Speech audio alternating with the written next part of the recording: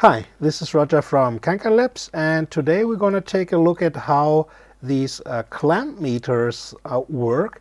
Perhaps you might have seen them in catalogs of electronic distributors in the measurement and test equipment section, or sometimes today you can even see them at home improvement shops, because of course you can also measure AC current from your mains voltage or mains supply. And when I was a youngster and I first saw such a device, I really wondered how can this work without interrupting your circuit. Because as you know, when you measure current, like here with it mustn't be a digital multimeter, but any standard current measuring device, you have to interrupt your circuit, and what you effectively do is you take a shunt resistor in the circuit, and you simply measure the voltage above generated by the current inside your shunt resistor. That's how every multimeter does it, and how every other current measuring device does it. You have to interrupt your circuit. So how can such a clamp meter measure magically the current just by putting the lead, but just by opening the jaw and only putting the lead here through this hole? That's really something it took me nearly to the university to find out how this is really done. And you might have noticed this is not a normal clamp meter. It is an AC and DC clamp meter, and as you can see here from the display, at the moment we have a DC current, and most clamp meters can only measure AC current, and we'll see in a minute there is a very big difference between how it is done for AC and how it is done for DC. And the second thing you might notice, except for that the display this one here is 10% off, but with clamp meters it's not about the absolute accuracy, it's about being able to measure current without interrupting your circuit, just by getting a lead through this hole. And you see the minus sign. Now let's see what happens if we turn the current carrying lead the other way around. Now when we put the other way around, the current travels in the other direction, and now we get a positive display. So it's really quite interesting how these things work, and we'll start to explain how the AC mode works. If I would now switch to AC, we would of course get a 0 display, because we only have a DC carrying lead here, and so the AC current at the moment is 0. What makes them useful for hobbyist electronics use is sometimes you are in the situation that it's too difficult to interrupt your circuit. You either cannot or don't want to do it, and then this comes in quite handy, but only if it can measure at least down to the milliamps region. And that's the second special thing about this. This here has a highest resolution of 0.1 milliamps, which is 100 micro amps. As you can see, the accuracy is not important, is not very good here. I also explained that why the accuracy here is so bad compared to this very accurate multimeter. But in electronics, we are dealing with milliamps, or even less than a milliamp, and it makes no sense if your clamp meter can only measure 500 or 400 amps, but only with a resolution of 100 milliamps. So it's quite useful to have such a DC clamp meter with a very high resolution or a very low current range. So let's take a look at how, at least let's start with the AC mode, how it works. So there is one thing that should give us a first hint, and obviously there is something inside these two jaws, and one even can see here at one end that it's something, a metallic substance. The other side is closed with a plastic, but obviously there is a metallic material inside, and if we close this the jaws, we obviously have a closed ring, though it's cut into two halves. But this gives us a hint what this could be, how they measure AC current.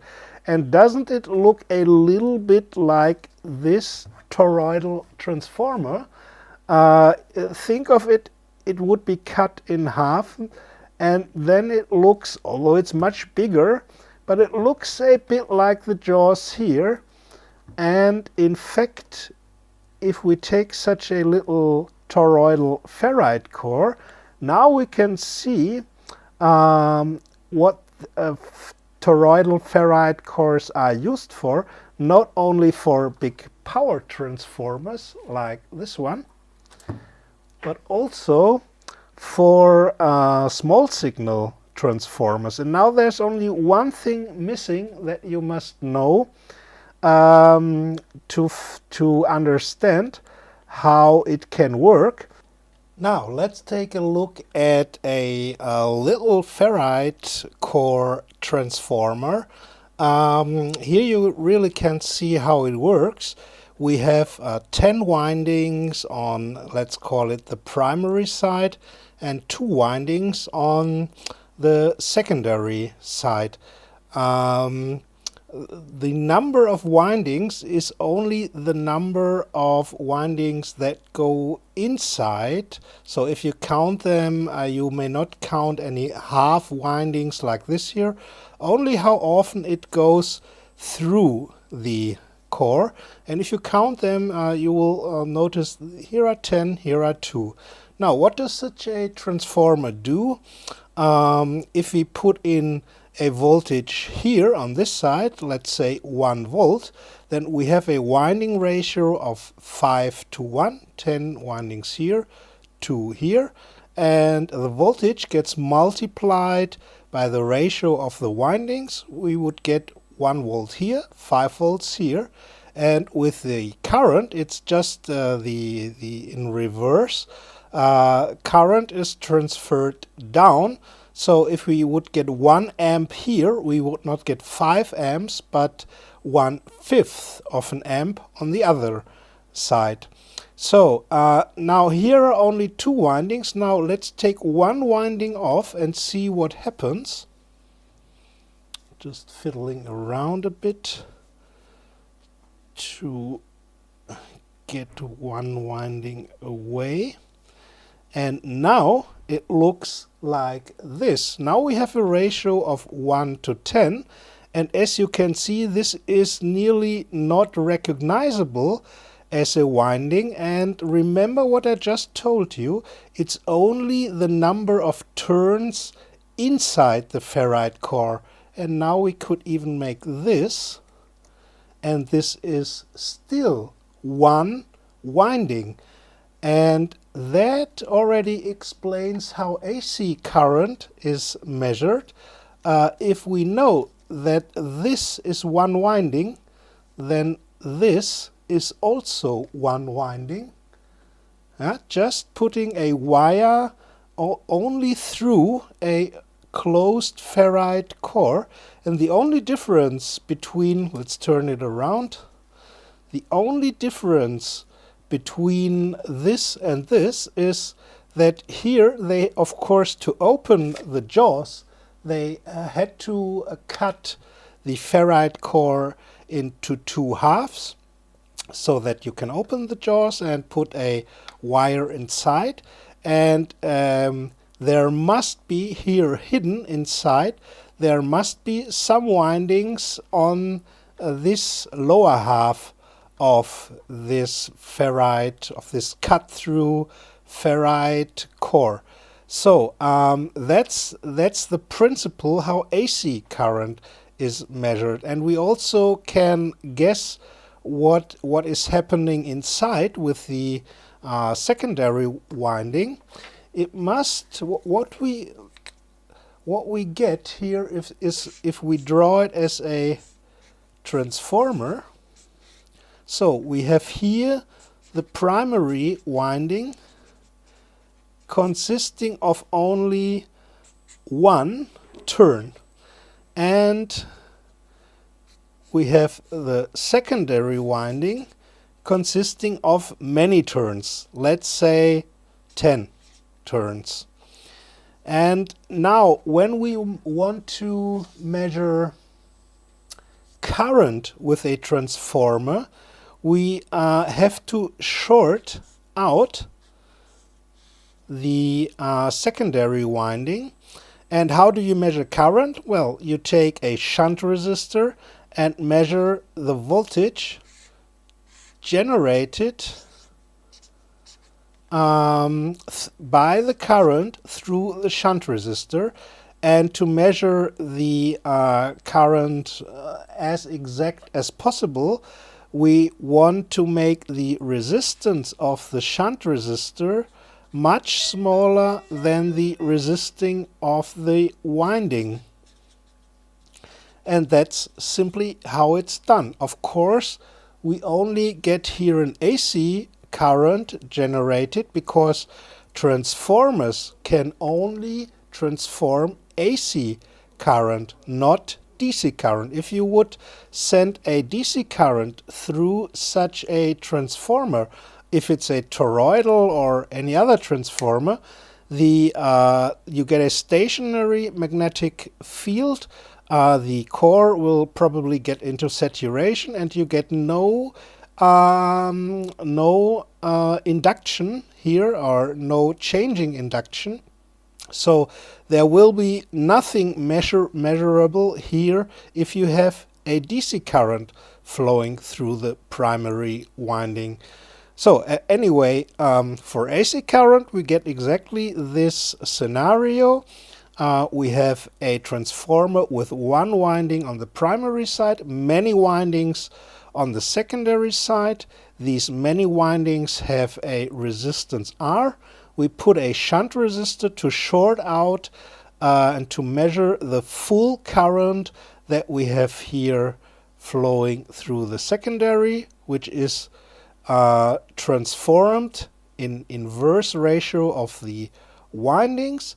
And then we measure just with a standard AC measuring circuitry the voltage over the shunt resistor, and we'll prove that when we take it apart.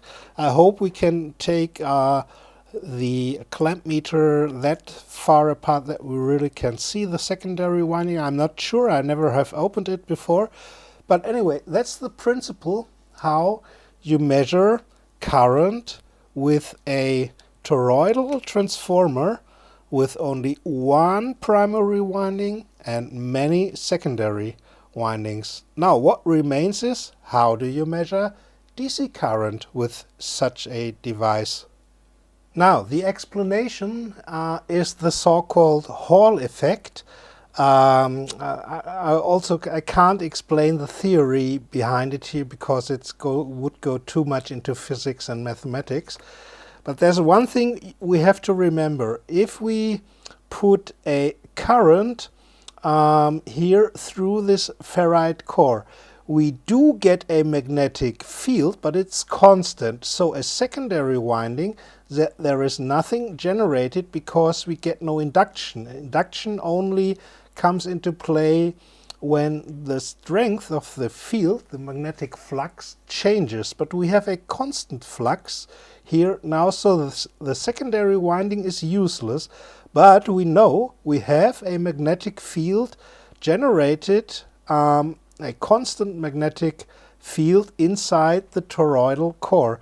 And if we now place a so-called Hall probe or Hall sensor at the right place in or at the toroidal core, then we can measure what's called the Hall voltage, and that way we can measure DC currents. So there are two totally different ways to measure AC and DC current. AC current just as a transformer, DC current only by means of the Hall effect. And because we have a constant magnetic field, of course the magnetic field of the Earth also comes into play. I will show you here now. Without any current, we still get a display in the DC measurement range. If we go to AC, it's 0, but in DC mode we get already a display. And what is that? Well, that's the magnetic field of the Earth.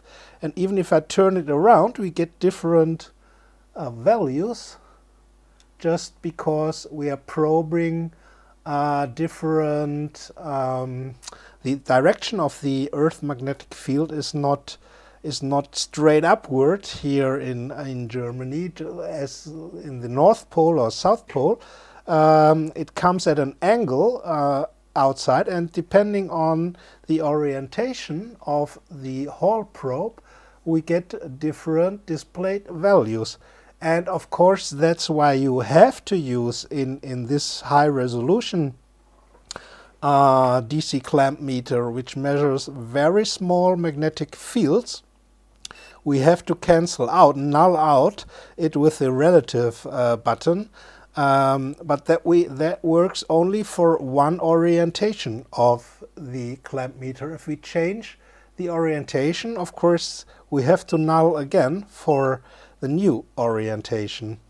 So now finally let's take this thing apart and take a look if we can find some of the elements that we just described, which should be inside a secondary winding and somewhere a Hall probe or Hall sensor. So to shorten the time a little bit, I've already taken out all the screws. Let's pull off the lid from the battery compartment. Let's pull out the two AA batteries. And now here were 3 screws before, which I already took away. Now we can put the 2 halves apart. Well, and what we can see already, there is not only 2 lines from the windings coming here from this half as we guessed, where the sensor electronics is inside, the secondary winding for AC measurement, and the Hall effect sensor for DC measurement. So you already can see at this flat flex cable, which has more than 2 leads, that there must be more than a simple winding inside. Now I've tried already before. We can take this half here out. Obviously it's welded together. The top lid here is welded. I already tried to open the top lid, but I don't want to damage it, so I'm sorry. I think we can't get inside without breaking this, or the danger is too high to break it. To get the top lid off, it's either glued or welded together. So sorry for not seeing more, so that we can really identify the secondary winding and the Hall effect sensor. But well, we didn't get any further. Perhaps one of you was really able to take such this half of the ferrite core apart and to take a look inside, but that must be it for today. Sorry, we don't get any further. So that was it. I hope you liked it, And if you want to buy one, I don't know if we already have a similar type at the moment in our shop, but we're trying to order one or two of them, one or two different kinds from our supplier in China, and take a look at our shop to find if you can get this or a similar type. So that was it for today. Thanks for watching. Until next time, bye from Kanka Labs, bye from Roger.